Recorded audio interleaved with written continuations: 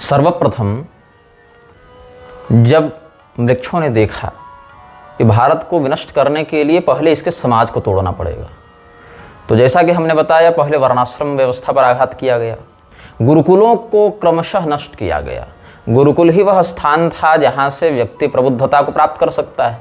तो पहले गुरुकुलों को नष्ट किया, यह कहकर कि हम ही सब कुछ पढ़ाएंगे, शिक्षा को अपने अधिकार में ले लो, तुम जो पढ़ा रहे हो वो गलत है, हम जो पढ़ाएंगे वो सही है। तो पहले तो जितने गुरुकुल थे उनकी व्यवस्था को धीरे धीरे करके नष्ट किया।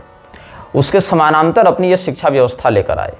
उस शिक्षा व्यवस्था में अपनी मनमौजी बातें इन्होंने बतानी प्रारंभ की, अपनी बकवास डालनी प्रारंभ की, और उस शिक्षा व्यवस्था के अंतर्गत जो हमारे धर्मशास्त्रीय विषय थे उनको या तो हटा दिया या तो म्लेच्छों के ही द्वारा उनकी मनमानी व्याख्या करके उनको पढ़ाने लगे। और जब इसमें भी सफल उतने नहीं हुए तब सनातन धर्म के धर्माधिकारियों की वेशभूषा में कुछ अपने एजेंट बैठा दिए, साधु सन्यासी के रूप में, आचार्यों के रूप में, या और कहें तो बौद्धिक हस्तियों के रूप में अपने एजेंट बैठा दिए, अपने गुलाम बैठा दिए।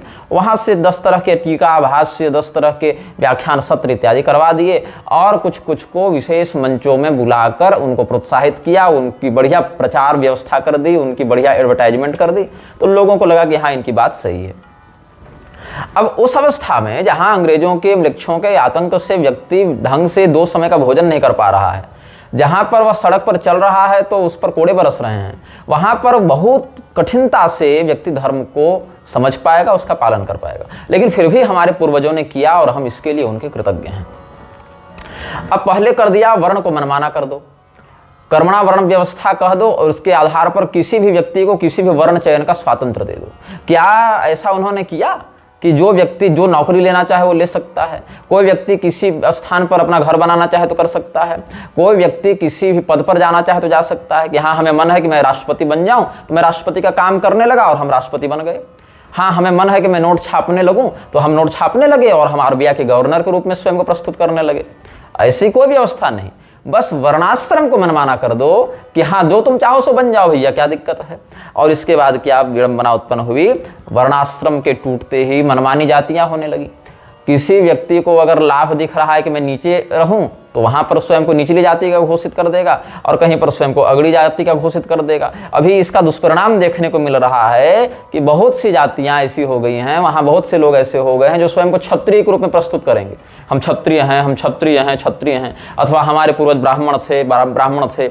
और जब आरक्षण की बात आएगी या वामपंथियों के माध्यम से अपना स्वार्थ सिद्ध करने की बात आएगी तो तुरंत बन जाएंगे कि हम तो दलित हैं, हम तो शोषित हैं, हम तो पिछड़े हैं। तो इच्छानुसार जहां पर जैसा स्वार्थ दिखे स्वयं को या तो शोषित या तो अगड़ा घोषित कर दो, ये गड़बड़ हो गई। इसके बाद मनमाने संबंध कि अरे भैया जिसको जिससे शारीरिक संबंध बनाने की इच्छा है बनाओ, कोई बात नहीं, विधवा से विवाह करने में क्या आपत्ति है। लोगों ने यही कहना प्रारंभ किया। धीरे धीरे करके ये सारी मर्यादाएं टूटती गई हैं। वर्णाश्रम से भ्रष्ट हुआ व्यक्ति अपने कुल धर्म से भ्रष्ट हो जाता है, वर्ण संकरता का प्रसार होने लगता है तो कहीं भी यौन संबंध बनाता फिरता है। लेकिन इसमें एक बात का इन्होंने ध्यान रखा, जिन कार्यों को करने के बाद व्यक्ति समाज से बहिष्कृत हो जाता था उन्हीं कार्यों को पापियों के ही माध्यम से ऐसे प्रायोजित करते रहे कि व्यक्ति सब गलत काम करे लेकिन स्वयं को हिंदू ही कहता रहे, ये ब्रांडिंग बची रहे। ऐसा इन लोगों ने प्रयास किया। तो वर्णाश्रम छोड़ दो, कोई बात नहीं भैया तुम फिर भी हिंदू रहोगे, यही कहा गया। तो लोगों को लगा अरे वाह ये तो बड़ी अच्छी सुविधा है कि हम जो मन चाहे सो खा लें, जो मन चाहे सो पी लें, जहां मन चाहे वहां संभोग कर लें, लेकिन हम स्वयं को हिंदू ही कहेंगे। बल्कि ये तो बदलते जमाने के साथ धर्म की समावेशी प्रवृत्ति का एक परिणाम है कि हम सबको अपनाते जा रहे हैं। ये सब कहा गया ना कि भारत तो मतलब वो गंगा यमुनी तहजीब है, और जबकि गंगा भी हमारी और यमुना भी हमारी। तुम्हारी तहजीब यहाँ बीच में कहाँ से घुसी हम नहीं जानते, लेकिन कह दिया गया। और एक लीपापोती की गई। इस्लाम को लेकर अंबेडकर के जो विचार थे और गांधी के जो विचार थे उसमें कोई सामंजस्य नहीं है, लेकिन नेताजी क्या कहेंगे, मैं गांधीवादी हूं, मैं अंबेडकरवादी हूं, और गाली देंगे ब्राह्मणवाद को। और जब ब्राह्मणवाद को गाली देंगे तब कर्मणा ब्राह्मण खड़े होकर ब्राह्मणवाद के समर्थन में अपना स्वर ऊंचा नहीं करेंगे। जब तो यहाँ पर ब्राह्मणवाद से तात्पर्य जन्मना ब्राह्मण से है, और इसी कारण चाहे पंजाब हो, चाहे उत्तर प्रदेश हो, चाहे महाराष्ट्र हो, चाहे आप भारत के दक्षिणी भागों को देख लें, ब्राह्मणों का व्यापक नरसंहार होता आया है और इसी प्रवृत्ति में आगामी सत्र में भी व्यापक नरसंहार का षड्यंत्र कर रहे हैं और इन षड्यंत्रकारियों को संरक्षण, सुरक्षा, पैसा सब शासन तंत्र से प्राप्त होता रहा है। उसके बाद जब देखा कि अब ये तो हम तोड़ने में सफल हो रहे हैं धीरे धीरे, तो क्या करें, अब धीरे धीरे समाज को तोड़ा है, परिवार को तोड़ना है, तो एक कानून लेकर आए कि दहेज उत्पीड़न बंद कर दिया जाए। तो दहेज आज भी आप समाज में देखें, जब दहेज उत्पीड़न का कानून कहीं पर लगता है, हाँ इन्होंने हमसे इतना दहेज मांगा और हमने इतना पैसा दिया इनको, तो सजा केवल दहेज लेने वाले को होती है। दहेज देने वाले पर कोई कार्रवाई क्यों नहीं हो रही है कि दहेज तुमने जब दिया तो भैया हमारे एक्ट में तो दहेज देना भी अपराध है, तो जिस समय इसने दहेज की मांग की तुमसे, उसी समय तुमने शिकायत क्यों नहीं की जाकर कि देखो ये हमसे दहेज मांग रहा है? तब तो तुमने शिकायत नहीं की, तब तो तुमने दहेज दिया और दहेज देने के बाद वहां पर तुम्हारी बेटी का भविष्य सुरक्षित होगा, ऐसा तुमने चिंतन किया। तो अगर लेना गलत है कानून की दृष्टि में, तो उसी कानून के अनुसार तो देना भी गलत था, लेकिन यहाँ पर देने वाले को कोई दंड नहीं मिल रहा, लेने वाले को मिल रहा है। और उसमें भी यह चिंतनीय है कि दहेज उत्पीड़न के विरुद्ध कानून लाया क्यों गया था? यह कहकर लाया गया था कि इससे महिलाओं को बल मिलेगा, महिलाओं का जीवन सुरक्षित होगा, उन पर अत्याचार नहीं होंगे। लेकिन ये बताओ, दहेज लेने में सबसे अधिक आगे कौन है? जहां तक हमारा अनुभव रहा है, घर की स्त्रियां ही इधर उधर कानाफूसी करती रहती हैं कि अमुक व्यक्ति की बहू के यहाँ से इतना आया, देखो अमुक को उतना मिला था, अरे तुम्हारे यहाँ इतना ही आया, अरे तुम मायके से यही लेकर आई। पुरुष अधिक ध्यान नहीं देते। अगर 100 स्त्री पुरुषों को देखा जाए तो 20 से 30 पुरुष दहेज प्रथा के समर्थक मिलेंगे और 80 महिलाएं दहेज लेने का समर्थन करेंगी। तो ये दहेज की जो बात है, देखा देखी जिसको स्टेटस सिंबल कहा जाता है, उसके चक्कर में स्त्रियों ने ही बढ़ाया। और स्त्रियों के लिए जो बताया गया कि हम कानून लेकर आ रहे हैं, क्या उसमें जिस परिवार पर, ससुराल पर केस होता है, क्या केवल पुरुष ही जेल जाते हैं? नहीं, स्त्रियां भी जेल जाती हैं। इससे आपसी परिवार को तोड़ा गया। दहेज का जो शास्त्रीय प्रारूप है उसमें क्या बात है? कन्या को ससुराल में किसी प्रकार की अव्यवस्था न हो, असुविधा न हो, इसके लिए माता पिता अभिभावकों की ओर से दिया गया द्रव्य उपहार या प्रेम पूर्वक, इच्छा पूर्वक दामाद बेटी को दिया गया जो उपहार है वो दहेज है, जिस पर उस कन्या का अधिकार होता है और कन्या की सहमति से पति का भी अधिकार होता है। इसमें लड़का या लड़का पक्ष वाला कोई भी व्यक्ति अपने से डिमांड नहीं कर सकता, मांग नहीं कर सकता कि हमको इतना दो। बल्कि प्राचीन ग्रंथों में तो यह भी मिलता है कि कई बार तो विपरीत भी होता था कि तुम इतना धन दोगे तब हम अपनी कन्या तुम्हें देंगे, जिसको एक दोष कहा गया है। नहीं शुल्कदा वयम, जब नागनजीति का प्रकरण देखेंगे श्रीमद् भागवत में, तो उस भगवान श्री कृष्ण ने सत्या देवी से विवाह के लिए राजा नग्नजीत से जब बात की है तो कहा कि हमारे कुल में कन्या के बदले कोई शुल्क देने की व्यवस्था नहीं है, ऐसी कोई परिपाटी नहीं है। तो ये बात भी सनातनी आख्यानों से सिद्ध होती है कि कहीं कहीं ऐसी परंपरा भी थी, लेकिन उसको उत्तम नहीं माना गया है। शुल्क लेकर कन्या का दान करना भी दोष बताया गया है, उसका पाप लगता है। उसके बाद ये जब हो गया, अब जिस महिला ने कन्या पर जिस महिला ने केस कर दिया, अब वो महिला का क्या होगा? स्पष्ट बात है, पति जेल चला गया या तलाक की स्थिति आ गई तो तलाक को तुमने कानूनी वैधता दे दी। उसके बाद अब वो स्त्री कहाँ जाएगी?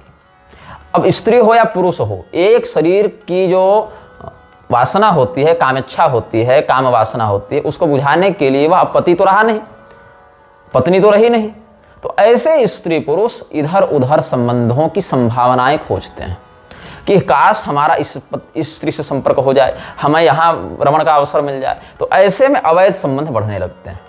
अब अवैध संबंध जब बढ़ने लगते हैं तो कानूनी अड़चन आ जाती है, क्योंकि हो सकता है जिसका अवैध संबंध हो वो अविवाहित से हो या पहले से वो विवाहिता हो, विवाहित हो, शादीशुदा हो। तब ऐसे में ये कानून के ठेकेदार फिर आए, उन्होंने कहा ठीक है, हम अवैध संबंध के कानून को ही समाप्त कर देते हैं। अब अवैध संबंध अवैध नहीं माना जाएगा, जहां मन वहां मुंह मारो। तो अवैध संबंध का कानून हटा दिया गया। सीधे सीधे कह दिया गया कि जो भी वयस्क स्त्री पुरुष हैं वो कहीं भी अपनी इच्छा से रमण कर सकते हैं, इसमें कानून हस्तक्षेप नहीं करेगा, ये उनका स्वातंत्र है। मतलब अघोषित रूप से तुमने सबको वेश्या बना दिया, वेश्यागामी बना दिया। उसके बाद अब रमण होगा तो गर्भ भी ठहरेगा। अब गर्भ ठहरेगा तो क्या होगा? तो कह दिया कि गर्भपात करा लो, क्या दिक्कत है? और गर्भपात कराने में कोई दिक्कत नहीं, गर्भपात का कानून हटा देते हैं। डॉक्टर अगर पूछताछ करे कि भाई तुम अकेले गर्भपात कराने आई हो या सहेली के साथ आई हो या बॉयफ्रेंड के साथ आई हो या जार पुरुष के साथ आई हो, तो पूछताछ भी नहीं कर सकता, पुलिस को भी वहां कोई जांच का अधिकार नहीं, ये उसके निजी स्वातंत्र का विषय हो गया। तो धीरे धीरे करके इसको तोड़ा गया है। पहले वर्ण की मर्यादा हटाओ, कह दो कि वर्ण तो कर्म से होता है, तो जो जैसा कर्म कर रहा है वैसा वर्ण हो गया, विवाह करो। अंतरजातीय विवाह करने के कारण उसको पैसा दिया जा रहा है, ये व्यभिचार के लिए पैसा दिया जा रहा है। हाँ तू वेश्या बनो, हम पैसा देंगे तुमको, क्योंकि अगर तुम वेश्या बनोगी तो कल को हमारा भी कमरा सजाने तुमको ही आना पड़ेगा। ये नेताओं की चाल है, ये न्यायपालिका की चाल है, ये प्रशासन की चाल है, ये इन म्लेच्छों के द्वारा बनाया गया एक कुचक्र है जिसमें सनातनी समाज इस शिकंजे में फंस चुका है। इस पर किसी का ध्यान नहीं जा रहा। ये जितने कथावाचक बड़े बड़े यहाँ पर बैठे हुए हैं ना तामझाम लेकर, इस पर किसी का ध्यान नहीं जा रहा है। अगर कोई बोल भी रहे हैं तो बहुत ऐसे शब्दावली का प्रयोग करके या ऐसे दबे चुपे भाषा में बोल रहे हैं कि उसका कोई प्रभाव समाज में नहीं दिख रहा। तो गर्भपात का कानून लेकर आ गए कि कोई दिक्कत नहीं, कराओ, कोई बात नहीं। अब इसके बाद बोले कि इसमें अब ऐसा करते हैं, विवाह से बड़ी समस्या हो रही है। विवाह से समस्या क्या हो रही है कि दो परिवार एक हो रहे हैं, फिर संपत्ति का झगड़ा ये हो, और शॉर्टकट करते हैं, इस व्यभिचार को थोड़ा और प्रोत्साहित करते हैं। तो लिव इन रिलेशनशिप लेकर आए ये लोग। म्लेच्छों ने विदेशों में ट्रायल किया और इसको भारत में स्थापित कर दिया। लिव इन रिलेशनशिप, रखैल बन जाओ। अभी किसी लड़की को तुम कह दो अरे तू तो उसकी रखैल है, केस हो जाएगा। वहीं बोलो oh you are in live in relationship, तो उसको लगेगा कि मैं कितनी पढ़ी लिखी हूँ, कितनी आधुनिक हूँ। किसी लड़के को अगर कहो कि तू तो 10 रखैल रखा हुआ है, बुरा मान जाएगा। और कहोगे अच्छा अच्छा तेरी 3 गर्लफ्रेंड्स हैं, तो लगेगा वाह मेरे अंदर क्या पौरुष है, क्या मेरे अंदर पुरुषार्थ है, क्या मैं एकदम अल्फा मेल हूँ। ये इस भावना से दिखेगा। अब लिव इन रिलेशनशिप का कानून जब आया तो उसके तहत रजिस्ट्रेशन होने लगा कि हाँ मैं इस पुरुष को स्वेच्छा से अपने साथ शारीरिक संबंध बनाने की अनुमति देती हूँ या हम इस प्रकार से रहेंगे। तो इस प्रकार से विवाह से पूर्व ही अवैध संबंधों को बढ़ावा दिया जाने लगा। और देखो 2 पीढ़ी 3 पीढ़ी पहले जो बात अधर्म का प्रतिमान थी, 2-3 पीढ़ी जाते जाते धीरे धीरे करके इन बातों को लागू किया गया और ये नॉर्मलाइज कर दिए लोग, एकदम सामान्य इसको बना दिया, सरलीकरण कर दिया इस विषय का। लेकिन अब क्यों लोग इसमें जाएंगे, क्यों अवैध संबंध बनाएंगे? अगर उचित उम्र में विवाह हो जाए तो उसका गृहस्थ संवर जाएगा। तब ये लेकर आए नहीं नहीं तुमको जाना पड़ेगा, अगर नहीं जाओगे तो हम भेजेंगे। कैसे? तो इसके लिए ये विवाह की उम्र लेकर आए कि विवाह की उम्र 18 साल लड़की की और 21 साल लड़के की होनी चाहिए। लेकिन ये उम्र जो है क्यों लाई गई कि इससे शारीरिक मानसिक रूप से लोग तैयार होते हैं विवाह करने के लिए, मतलब गर्भाधान किया जा सकता है। लेकिन ऐसा क्या प्रमाण है कि 18 साल और 21 साल से पहले जिनका विवाह होता है उनका करियर समाप्त हो जाता है, उनकी शिक्षा समाप्त हो जाती है। जबकि भारत जब सोने की चिड़िया के रूप में, विश्वगुरु के रूप में प्रकाशित था, जैसा तुम ही लोग बताते हो, उस समय तो ऐसी कोई बात थी नहीं। तो 18 साल 21 साल अगर तुमने बहुत वैज्ञानिक तरीके से परीक्षण करके ये कानून लाया था कि नहीं ये बिल्कुल सही एकदम परफेक्ट उम्र है, परफेक्ट एज है, एकदम सटीक या एकदम व्यवस्थित बात है, तो ऐसा क्या हुआ कि तुमको फिर उसको बढ़ा के 21 साल करना पड़ा, 18 को फिर बढ़ा के 21 करना पड़ा? ऐसा क्या हो गया इन 2 पीढ़ियों में स्त्रियों के शरीर में कि 18 साल में वो गर्भधारण करेगी तो गलत हो जाएगा, 21 साल में करेगी तब सही रहेगा? और यौन भावनाएं तो जीवन में 12, 13, 14 वर्ष जाते जाते प्रकाशित होने लग जाती हैं। और इस स्थिति में अगर तुम उसको विवाह नहीं करने दोगे, लिव इन रिलेशनशिप में रह सकते हो, गर्भपात करा सकते हो, लेकिन विवाह नहीं कर सकते। विवाह कर लोगे तो जेल चले जाओगे। अच्छा कोई व्यक्ति अगर ये कहे कि ठीक है विवाह हम कर लेते हैं, विवाह एक संस्कार है, संपादित कर लेते हैं, गर्भाधान हम 25-30 वर्ष में इच्छानुसार करेंगे, तो भी ये राजी नहीं होंगे। तो इन्होंने पूरे के पूरे धार्मिक संस्कार को अपने कब्जे में कर लिया। इनका ये कहना है कि संविधान तुम्हें धर्म का पालन करने की आज़ादी देता है। सबसे बड़ा दोगला तो ये संविधान है। संविधान को बनाने वाला, संविधान लिखने वाला, संविधान को लागू कराने वाला और संविधान को मानने वाला, ये सारे लोग परम मूर्ख हैं। संविधान से सड़ी व्यवस्था कुछ है ही नहीं भारत में। और जब तक ये संविधान रहेगा भारत लंगड़ा ही रहेगा, भारत कभी अपनी गति को नहीं प्राप्त कर सकता है। तो संविधान जो है वो एक बहुत बड़ा फ्रॉड कर रहा है। एक ठग का गिरोह है वो क्या कहता है कि मैं तुम्हें तुम्हारे धार्मिक अधिकार प्रदान करता हूं। तुम होते कौन है पहले हमें धार्मिक अधिकार देने वाले, ये समझ में नहीं आता। तुम्हारी पैदाइश से लाखों वर्ष पहले से सनातन धर्म है, तो अधिकार देते हैं और तुम अपने धार्मिक रीति रिवाज कर सकते हो। लेकिन जो प्रधान 16 संस्कारों में से एक संस्कार विवाह संस्कार है, वो तुम मेरी इच्छा अनुसार करोगे। तो हम बताएंगे कि तुमको कब विवाह करना है। हाँ, विवाह से पहले तुम 10 जगह रमण करो, संभोग करो, कोई दिक्कत नहीं, लेकिन विवाह कब करना है ये हम बताएंगे। बताओ। अच्छा, इसके बाद क्या हुआ, संतान की संख्या कितनी होगी ये भी हम बताएंगे। तुमको विवाह कब करना है ये भी संविधान बताएगा, तुमको बच्चे कितने करने हैं ये भी संविधान बताएगा, बच्चे कब करने हैं ये भी संविधान बताएगा, और बच्चे की डिलीवरी कहाँ होगी, घर में करोगे तो गैर कानूनी है, तुमको अस्पताल जाना पड़ेगा ये भी संविधान बताएगा, और वहाँ भी 10 तरह के इंजेक्शन और वैक्सीन ठोके जाएंगे, क्योंकि संविधान ऐसा कहता है। तुम हिंदू नहीं हो, तुम एक ट्रायल रैट हो। लेबोरेटरी में जैसे चूहों पर आजकल के लोग एक्सपेरिमेंट कर रहे हैं ना, वही तुम्हारी स्थिति है। तुम्हारे पूरे लोक परलोक देव पितृ कुल सबको नष्ट करने की व्यवस्था चल रही है, और तुम आत्मबुद्ध इस षड्यंत्र को नहीं समझ पा रहे हो। उसके बाद और भी बातें हैं। वन नाइट स्टैंड को नॉर्मल कर दिया गया कि लिविंग रिलेशनशिप में तो भैया 1-2 साल लग सकते हैं, और किसी को अगर थोड़ा शॉर्टकट चाहिए तो क्या, तो एक रात्रि के लिए किसी से भी रमण कर लो। वन नाइट स्टैंड को नॉर्मलाइज कर लिया गया। इसके विरुद्ध भी कोई कानून नहीं। कानून क्या, कानून तो सहमति देगा इसमें ना। वो 2 वयस्क आपसी सहमति से एक रात कहीं भी बिता सकते हैं। और जब लोगों को पता नहीं था कि ऐसी विकृति भी हो सकती है, तो टीवी सीरियल के माध्यम से, फिल्मों के माध्यम से, अश्लील पत्रिकाओं के माध्यम से ये सब परोसा जाने लगा। समलैंगिकता को नॉर्मलाइज करने लगे, कार्टूनों में गे कैरेक्टर घुसाने लगे, फिल्मों में गे कैरेक्टर घुसाने लगे, ऐसे स्त्रियों के, ऐसे पुरुषों के चित्र, कहानियां छापे जाने लगे, दिखाए जाने लगे जो समलैंगिक हों। क्यों? समलैंगिकता जो है वो मानसिक विकृति थी, उसको नॉर्मलाइज करके फैशन परेड में ये लोग ले आए।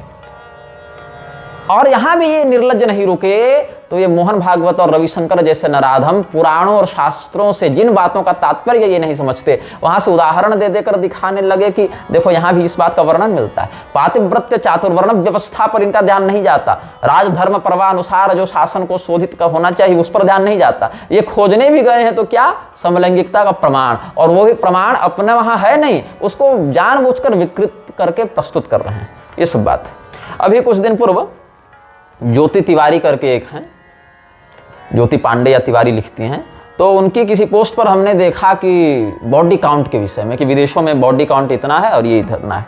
तो हमें समझ में नहीं आया पहले कि बॉडी काउंट होता क्या है। तो मुझे पहले लगा कि BMI टाइप का कुछ होता होगा, बॉडी मास इंडेक्स, जैसे वजन, अवस्था, हाइट को लेकर निकालते हैं। बॉडी काउंट तो फिर मैं पढ़ रहा था, तो हमारे भाई साहब बगल में थे, तो मैंने कहा कि ये बॉडी काउंट क्या होता है भाई, तो उन्होंने बताया। अब बताया तो अब हालांकि मेरे छोटे भाई हैं, जानते होंगे, तो मुझे पता चला कि बॉडी काउंट कहते हैं कि किसने कितने स्त्री पुरुषों से संपर्क बनाए। हम ले भगवान, हे ईश्वर ये क्या हो रहा है, ओ भाई मारो मुझे वाली स्थिति मेरे मन में आ गई। मतलब अब इस बात का सार्वजनिक प्रकाश किया जा रहा है कि हाँ हमने तो, मेरा बॉडी काउंट तो भैया 8 है, मेरा तो 12 है, मेरा तो 16 है, ऐसे करके व्यभिचार का प्रदर्शन किया जा रहा है। नंगा नाच मचा कर रखा है इन नालायकों ने, इन निर्लज्जों ने। अब गे नॉर्मलाइज हो गया, उसके बाद अब क्या किया जाने लगा, वन नाइट स्टैंड हो गया। अब इसमें एक नया नाटक ये लेकर आए, कंसेंट। यहां और इसको तोड़ो, अभी और कितना इसको सताया जा सकता है। तो इसमें क्या हो गया, कंसेंट। कंसेंट ये कहता है कि कोई भी स्त्री पुरुष आपस में संबंध बनाने से पहले सहमति जताएं कि हाँ हम ऐसा कर रहे हैं, नहीं तो बलात्कार हो जाएगा। लेकिन इसमें पुरुष के कंसेंट की कोई चर्चा नहीं है। इसमें कंसेंट केवल स्त्री का होगा। हाँ, स्त्री की अगर इच्छा हो तो वो अपने साथ संबंध बनाने देगी, नहीं होगा तो नहीं देगी। और स्त्री कोई भी हो सकती है, मतलब अपनी पत्नी नहीं, कोई भी स्त्री अगर कंसेंट दे रही है, अनुमति दे रही है, सहमति जता रही, तो तुम उससे रमण कर लो। और अगर पत्नी है और शादी विवाह के बाद भी अगर तुम संबंध बना रहे हो और बाद में उसने कहा मेरा कंसेंट नहीं है, तो तुम पर बलात्कार का केस होगा। अभी तो और सुनो, और बलात्कार का केस मैरिटल रेप करके एक ला रहे हैं। और इसमें बहुत से कानून कांग्रेस के समय आए, बहुत से कानून भाजपा के समय आ रहे हैं। इस मामले में इनकी बढ़िया साठगांठ चल रही है। तुमको लग रहा है कि एक हिंदू विरोधी पार्टी है और एक हिंदुत्ववादी पार्टी है, इसमें हिंदुत्व कहीं नहीं है। यह विशुद्ध व्यापार है, यह विशुद्ध षड्यंत्र है, मृक्ष तंत्र का, न्यू वर्ल्ड ऑर्डर का एक विशुद्ध षड्यंत्र है। तो इसमें क्या हुआ, कंसेंट। अब अगर विवाह के बाद अपनी पत्नी से संबंध बनाया किसी ने और 4-5-10 महीने के बाद उसकी खोपड़ी घूमी, उसने जाकर केस कर दिया कि मेरे कंसेंट के बिना इसने हमारे साथ संबंध बनाया, तो उस पर रेप केस चलेगा। और केवल इसमें यही नहीं है, अब तो एक चर्चा और हो रही, कंसेंट विथड्रॉल, मतलब कि हमने उस दिन सहमति दी थी लेकिन आज मैं अपनी उस सहमति को वापस लेती हूं, अब तुम पर रेप केस लगेगा। तो इससे क्या हुआ, अब यहां पर हुआ क्या कि जो लड़कियां 12, 13, 14 वर्ष की अवस्था में यौन भावनाओं से युक्त होने लगी, अब उनके माता पिता अगर उचित वर्ग की खोज कर रहे हैं कन्यादान करने के लिए, तो कानून रोक दे रहा है कि नहीं, तुम कन्यादान नहीं कर सकते। और उसके बाद अगर उसकी खोपड़ी थोड़ी और खराब हुई, कलयुग के प्रभाव में थोड़ा फोन, इंस्टाग्राम, स्नैपचैट वगैरह को ज्यादा देख लिया, चला लिया, उसको लगेगा कि अरे वाह, अपने अंग का प्रदर्शन करके पुरुषों को आकर्षित करना कितना कॉम्प्लीमेंट्री विषय है। क्योंकि आप देखें कई बार ऐसे विषयों में आप गौर करेंगे तो कमेंट में लोग लिखते हैं कि हाउ सेक्सी, हाउ हॉट, ये सब लिखते हैं, और आज की पीढ़ी उसको कॉम्प्लीमेंट में ले रही है। इसका अर्थ सौंदर्य की प्रशंसा करना नहीं होता, इसका अर्थ है कि हम तुमसे रमण करना चाह रहे हैं, तुम बहुत कामुक लग रही हो, तुम बहुत उत्तेजित कर रही हो हमें, हम अपनी वासना तुमसे बुझाना चाहते हैं। मैं 5वीं कक्षा में पढ़ता था, मैं बता दूं, मेरी जो आधुनिक शिक्षा हुई है वो सामान्य हुई है और शास्त्रीय शिक्षा घर में हुई है, और बाकी साधनात्मक देवताओं का अनुग्रह तो है ही। तो पिताजी की कृपा से शास्त्रीय परंपरा का भी बोध हुआ और आधुनिक शिक्षा में क्या चल रहा है, समाज में क्या चल रहा है, उसका भी बोध हुआ। तो हालांकि था तो हमारा भी को एजुकेशन, डिग्री वाली पढ़ाई जो को एजुकेशन से ही हुई, क्योंकि हमारे क्षेत्र में योग्य गुरुकुल नहीं थे। और पिताजी ने कहा कि बाहर भेजें, पता नहीं कैसी संगति में जाएगा, किस मठ में जाएगा, वहाँ कैसी व्यवस्था रहेगी, इससे अच्छा इसको अपने घर में शास्त्र का अध्ययन कराओ और साधना कराओ, और बाकी डिग्री इत्यादि के लिए, समाज में क्या चल रहा है आधुनिक विषय को जानने के लिए विद्यालय जाता रहेगा बालक। तो उस स्थिति में एक मुसलमान लड़का भी साथ में पढ़ता था, जिससे हमारी मित्रता थी नहीं, अब पढ़ता था साथ में, तो पढ़ता था। उसका नाम था सयाफ। अब गर्मी छुट्टी होने वाली थी, एक दिन मैंने सयाफ को किसी से बात करते सुना जिसमें उसने सेक्सी वर्ड का प्रयोग किया, सेक्सी शब्द का इस्तेमाल किया। अब मुझे पता नहीं था इसका अर्थ क्या होता है। तो वो मेरी आखिरी घंटी थी अंग्रेजी विषय की। तो अंग्रेजी पढ़ाने के लिए कोई श्रेया करके मैम आती थी, जो अध्यापिका थी, वो श्रेया करके आती थी, उनका नाम था। तो मैंने उनसे पूछा, विद्यालय में पूछ दिया सबसे कि इसका अर्थ क्या होता है, तो सारे लोग हंस पड़े। अब उन बच्चों को तो पता था, मुझे नहीं पता था, माहौल मेरा वैसा था नहीं ना। मेरे घर में तो आज भी टीवी नहीं है, वो सिनेमा वाला कोई माहौल रहा नहीं घर में। तो बोली, अब जब तक वो बताती तब तक घंटी बज गई और गर्मी छुट्टी हो गई। अब ये बात मैं भूल गया। 1 महीने के बाद जब वापस विद्यालय आया तो प्रथम घंटी में ही वो जो श्रेया थी अध्यापिका, अब उन्होंने कहा कि 1 महीने पहले तुमने ये प्रश्न किया था, इसका ये उत्तर है। तो मैंने कहा बताइए। अच्छा, मैं घर गया तो फिर मैंने पिताजी से पूछा ये कि पिताजी आज मैंने ये एक शब्द सुना, इसका अर्थ क्या होता है। अब पिताजी को अर्थ तो पता था, लेकिन अब 10 साल के लड़के को क्या अर्थ बताएं वो। तो उन्होंने कह दिया कि डिक्शनरी में देख लो। अब मैंने डिक्शनरी देखी तो वहाँ सेक्स का अर्थ लिंग, और सेक्सी का कुछ था ही नहीं वो शब्द। उस भार्गव और ऑक्सफोर्ड में मैंने देखा और उसमें 6 का उपसर्ग ऐसे करके कुछ लिखा हुआ था। मैंने सोचा ये होता होगा। अब 1 महीने के बाद ये फाइल फिर खुली। अब इसमें क्या हुआ कि उन्होंने बताया कि सुंदर को सेक्सी कहते हैं, क्योंकि प्रियंका चोपड़ा को sexiest women of the Asia या जो भी था उसको मिला था कुछ पुरस्कार, अवार्ड।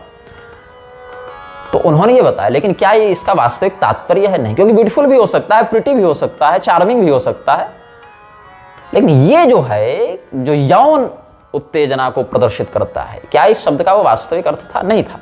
समयानुसार हमें पता चला इसका वास्तविक तात्पर्य क्या है, और भगवान की कृपा रही कि मैंने कहीं प्रयोग नहीं कर दिया, क्योंकि मस्तिष्क भोला था, ये सब प्रपंच समझ में आता नहीं था। तो अब जो बालिकाएं, जो लड़कियां ये सब देख नहीं करी, प्रियंका चोपड़ा को ये अवार्ड मिला, मतलब सेक्सी होना बहुत सम्मान का विषय है, बहुत उपलब्धि का विषय है। तो वो जानबूझ के अपने शरीर को, अपने जंघा, योनि, स्तन इत्यादि को उभार कर ऐसे चलचित्र बनाती हैं, वीडियो बनाती हैं, जिससे पुरुष उनकी ओर आकर्षित हो। ये खुला एक ऑनलाइन वेश्यालय हो गया। सोशल मीडिया का platform, reel, Facebook, YouTube, Instagram, इन बातों से भरता चला जा रहा है। इस पर कोई रोक नहीं है, क्योंकि सरकार रोक लगाना चाहती नहीं है, क्योंकि सरकार कोई स्वर्ग से उतरे देवता नहीं है। यहीं के नालायक बैठ जाते हैं, सांसद बनकर, विधायक बनकर, न्यायमूर्ति बनकर, एसपी, डीएसपी, सब इसी समाज से तो बन रहे हैं ना। वो आएगी कहाँ से व्यवस्था? तो इसके बाद क्या हुआ, अब जब लोग नहीं जानते थे इन विषयों में, तब पत्रिकाओं के माध्यम से सेक्स खिलौनों को बेचा जाने लगा। तरह तरह के रंगीन पत्रिकाएं महानगरों से निकलती थीं, घर घर पहुंचाई जाती थीं। वहां पर अवैध संबंधों को सामान्य करके दिखाता था। देवर भाभी के संबंध, भाई बहन के संबंध, दोस्त की पत्नी से संबंध, दोस्त की माँ से बहन से संबंध, या पति के दोस्त से संबंध। इस प्रकार के मतलब ससुर बहू, नौकर और मालकिन, ऐसी बातों की कल्पना डाल डालकर धीरे धीरे लोगों के मन में बातें डाली गई कि हाँ, अमुक रिश्तों को भी इस नज़र से देखा जा सकता है, ऐसा व्यवहार किया जा सकता है। वर्णाश्रम के विरोध से जो व्यवस्था चली थी, पूरी के शंकराचार्य जी का एक बहुत पुराना वीडियो हमने देखा, जहां उन्होंने कहा कि वर्णाश्रम जब तक सुरक्षित था तब तक भारत बिल्कुल नैतिक और संपन्न राष्ट्र था, सुरक्षित राष्ट्र था। कितना सुंदर उनका ये अनुभव है, कितनी मतलब गहरा उन्होंने ये चिंतन किया है। तो वहां से जो टूटी परंपरा वो कहां फिसलने में अब तुमको लगा रही है, देखो। उसके बाद क्या हुआ, अब ये जो वीडियो होने लगे, अब कमेंट बॉक्स में सेक्स चैटिंग होने लगी, डीएम होने लगे, मैसेज में बातें होने लगी। फिर यहां से शुरू हुआ ब्लैकमेल का दौर। अब घर के घर, परिवार के परिवार उजड़ने लगे। लोगों के उन अश्लील संवादों के स्क्रीनशॉट भेजकर, कई बार वीडियो कॉल करके नग्न संवाद का स्क्रीन रिकॉर्डिंग करके। और हम लोग बहुत सतर्कता से प्रयोग करते हैं ये सब उपकरण। हमने अपने प्रभारियों को, अपने आपको भी ये नियम से बांध रखा है कि वीडियो कॉल नहीं उठाना है भैया, किसी का भी कॉल ही नहीं उठानी है। बहुत आवश्यक हो तो नॉर्मल फ़ोन बात कर लो, मैसेज कर लो, लेकिन कोई नहीं। और किसी महिला के नाम से कोई बात आए तो पहले उसको प्रणाम करो, इग्नोर करो, उसकी उपेक्षा करो। बहुत कोई आवश्यक विषय हो, अपनी ओर से पूर्ण आश्वस्त हो जाओ कि हाँ, इसका विषय वास्तव में गंभीर है, धर्मसम्मत है, या इसका कुछ ऐसा पक्ष है, तो उससे बात करो। हनी ट्रैप से बचना बड़ा कठिन है। और आप चलो ठीक है, आप भरोसा कर रहे हैं, सामने वाले हमारे इतने विरोधी कभी भी कुछ आरोप लगा सकते हैं। तो उस स्थिति में अब साइबर सेक्स होने लगा। फोन हाथ हाथ में आ गया, बेटी कमरे में बैठी है, किसी का लड़का कहाँ बैठा है, ये रात को नंगे होकर वीडियो कॉल कर रहे हैं, नंगे होकर हस्तमैथुन कर रहे हैं, नंगे होकर पॉर्न देख रहे हैं, ये सारा कुछ ये कर रहे हैं। माता पिता को लग रहा है बेटी पढ़ रही है, बेटा पढ़ रहा है। माता पिता को पता ही नहीं है कि इनकी बेटी तो वेश्यावृत्ति में घुसने वाली है। अब इसी चक्कर में अगर किसी जिहादी ने उसको देख लिया, अब जिहादी ने जब देख लिया तो क्या करेगा, उस पर डोरे डालेगा, एकांत में मिलने बुलाएगा, 4 लड़कों को लेकर उसको किडनैप करवाएगा, उसका अपहरण करेगा, बलात्कार करेगा, कहीं जाकर बेचेगा। अभी 2-4 दिन पहले की बात है, एक गिरोह इसी शहर में पकड़ा गया जिसने 800 किडनियाँ बेची पिछले 4 वर्षों में। कहाँ से ये सब मिल रहा है?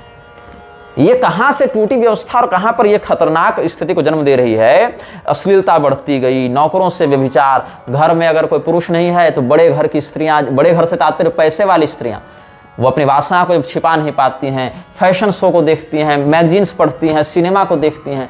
कोई लड़की अगर नंगी होकर खड़ी होकर फोटो खिंचा ले तो क्या कहा जाता है? उसने बोल्ड सीन दिए। ये नहीं कहा जाता कि वो छिनार हो गई है, वो अश्लीलता फैला रही है, वैसे लोगों पर प्रतिबंध लगाओ, नहीं, उसको ग्लोरीफाई किया जाता है, उसको बढ़ावा दिया जाता है कि तुम तो बहुत उपलब्धि को प्राप्त कर रही हो, अरे तुम ही तो असली आजादी जी रही हो, यू गो गर्ल।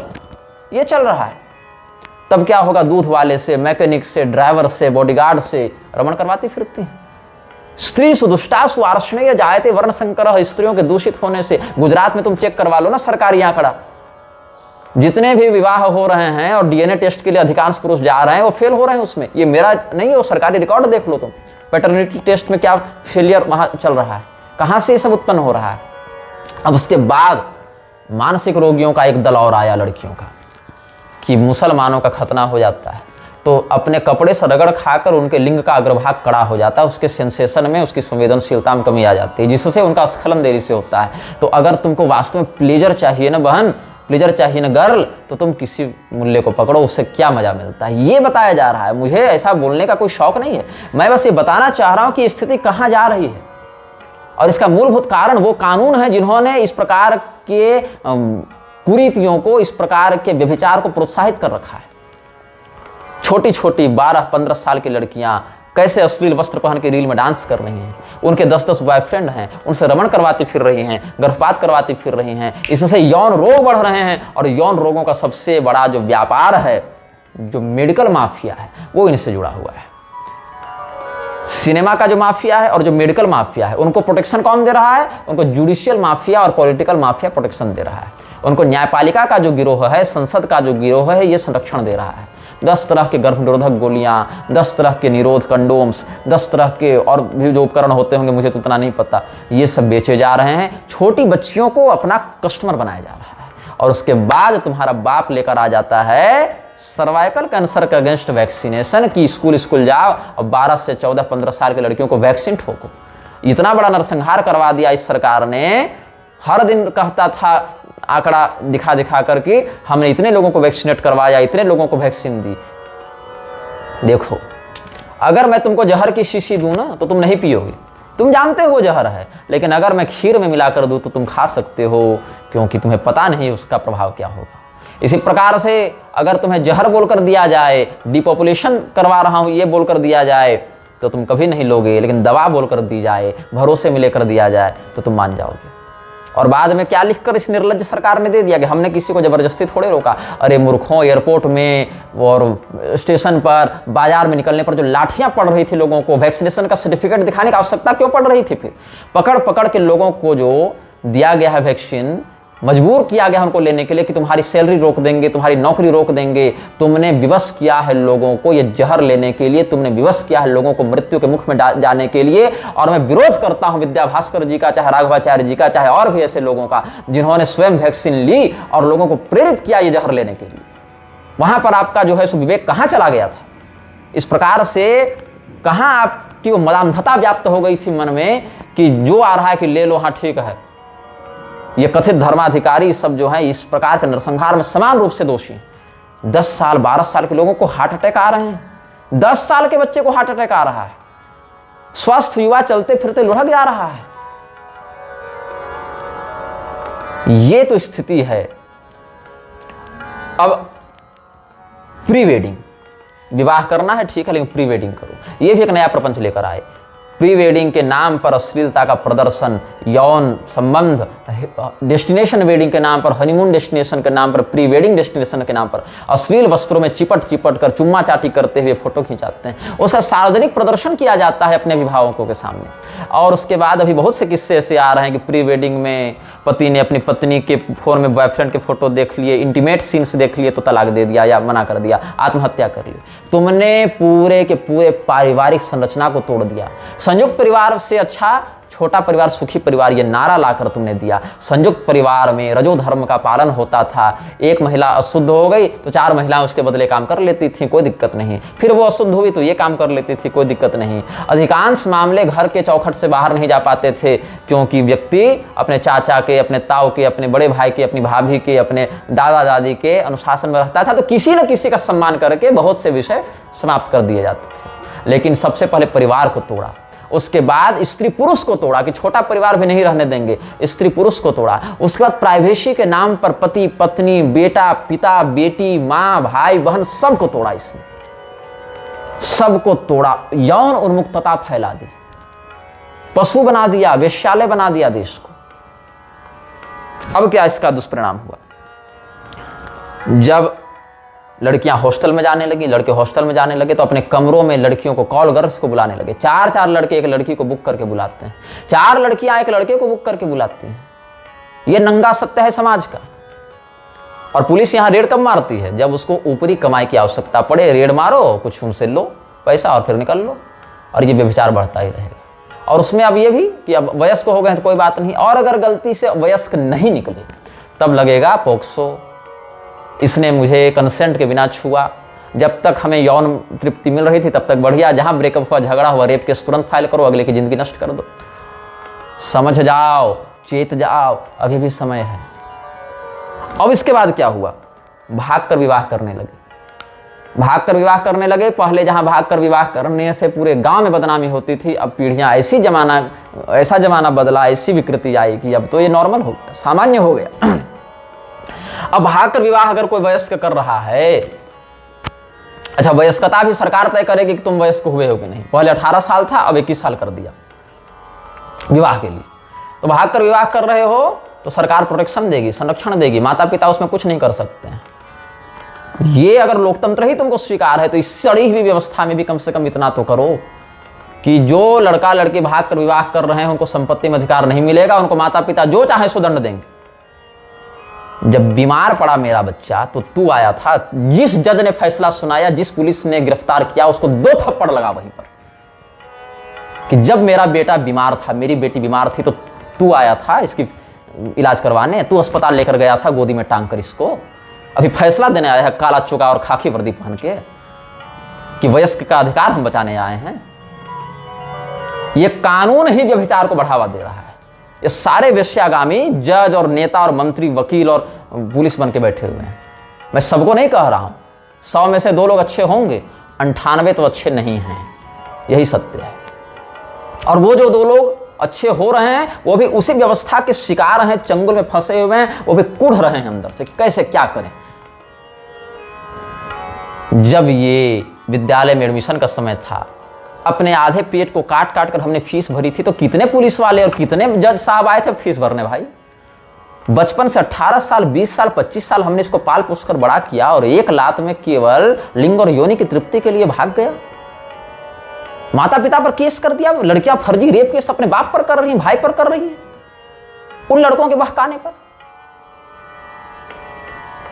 तो ऐसे लड़का लड़की को क्या दंड मिलेगा ये माता पिता स्वयं तय करें। इसमें कोई जज और कोई पुलिस को कोई अधिकार नहीं करने का। और अगर वो जज और पुलिस हस्तक्षेप करने आता तो पहले उसी को पीटो कि तुम्हारी हिम्मत कैसे, तुम्हारी औकात, तुम्हारा अधिकार क्या है इस विषय पर बोलने का। हमारा पैदा किया बच्चा, हमारे द्वारा पढ़ाया लिखाया पोषित किया बच्चा, बीमारी में खिलाने से लेके, शौच साफ करने से लेके, उल्टी साफ करने से लेके हम इसके साथ थे। तुम तब कहां थे? और आज तुम इसके पैरोकार बनने आए हो और इसको बिगाड़ने आए हो। 2 थप्पड़ तुमको भी लगाओ कि तुमको अपने जीवन में यह संस्कार क्यों नहीं मिला। खाकी वर्दी से तुम देवराज इंद्र नहीं बन गए, काला कोट पहन के तुम न्यायमूर्ति लगा लिए तो ब्रह्मा नहीं बन गए हो, खून हड्डी चमड़े वाले शरीर में ही हो। और अगर तेरे इस कानून से मेरा बच्चा बिगड़ रहा है, मेरा घर टूट रहा है, हमारे परिवार में तनाव और टेंशन और एक दूसरे के प्रति घृणा का भाव जागृत हो रहा है, तो इसका दोषी तुम हो, इसके दोषी तुम हो, और तुम इसके दंड के पात्र हो, और दंड हम देंगे। ये कंटेम्प्ट ऑफ कोर्ट नहीं, कंटेम्प्ट ऑफ सिटीजन लगाओ उस पर। उसके बाद अब संपत्ति पर अधिकार नहीं, ये भी एक राइट टू प्रॉपर्टी हटा दिया गया था ना। सरकार तो तुम्हें तुम्हारी संपत्ति पर भी नहीं रहने देगी। इसके बाद मायके की संपत्ति और ससुराल की संपत्ति में लड़वा दो कि हाँ, लड़की का अपने पिता की संपत्ति पर भी अधिकार रहेगा। अब क्या होगा, लड़की अपने ससुराल की संपत्ति पर भी दावा करेगी, अपने मायके की संपत्ति पर भी दावा करेगी। वहां पर जो बहू बनकर आई है मायके में, वो भी अपने मायके जाकर दावा करेगी। तो अब ये नहीं कि केवल घर घर में फूट, अब तो मायके ससुराल में संपत्ति को लेकर झगड़ा कराओ।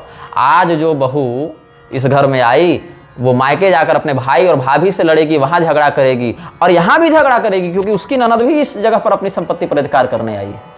तो इस प्रकार से पूरा एक माहौल, क्योंकि जनता जब ऐसे उलझी रहेगी, तनावग्रस्त रहेगी, तो विद्रोह कभी नहीं करेगी। आपस में इनकी शक्ति बटी रहेगी तो हम जैसे चाहे इन गुलामों को नचा सकते हैं।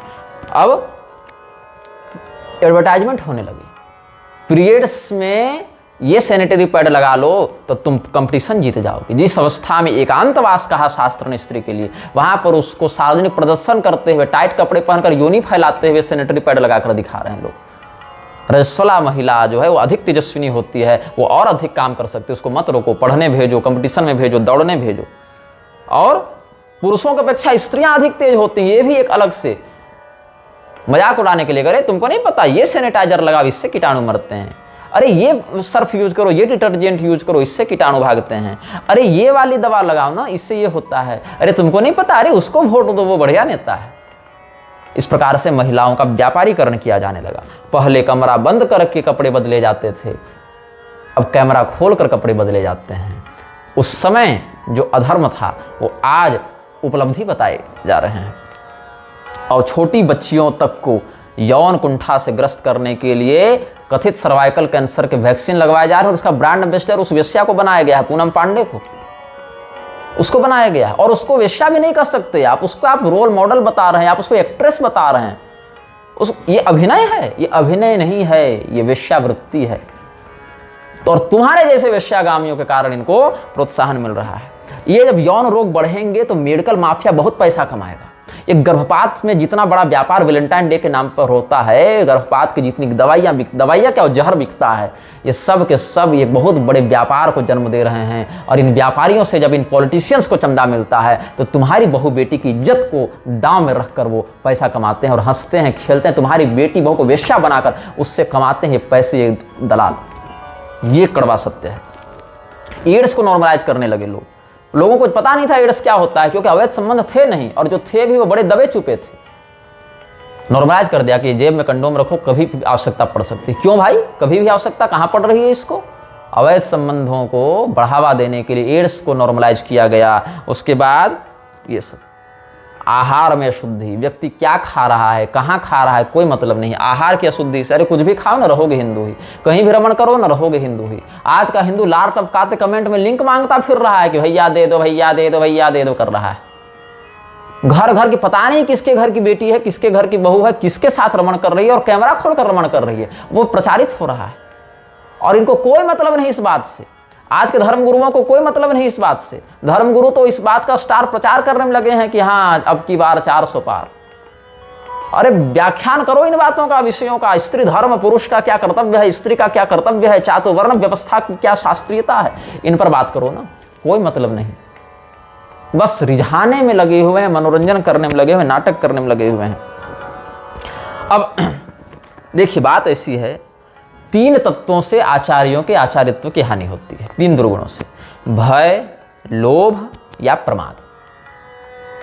स्पष्ट रूप से धर्म के विषय में व्याख्या नहीं कर पाने के 3 कारण हैं। या तो तुम भयभीत हो, या तो तुम्हारे अंदर किसी बात का लोभ है, या तो तुम प्रमादी हो। अब भय, लोभ और आलस्य, ये तीनों तो हर एक प्राणी में होते हैं, मुझ में भी हैं, आप में भी हैं, लेकिन इनको जीतना पड़ेगा। भय पर विजय प्राप्त करो, लोभ पर विजय प्राप्त करो, आलस्य पर विजय प्राप्त करो। ऐसा नहीं कि मैं सर्वथा निर्भय होता हूं, ऐसा नहीं कि मुझे किसी बात का लोभ नहीं, ऐसा नहीं कि मेरे पास आलस्य नहीं, सब कुछ है।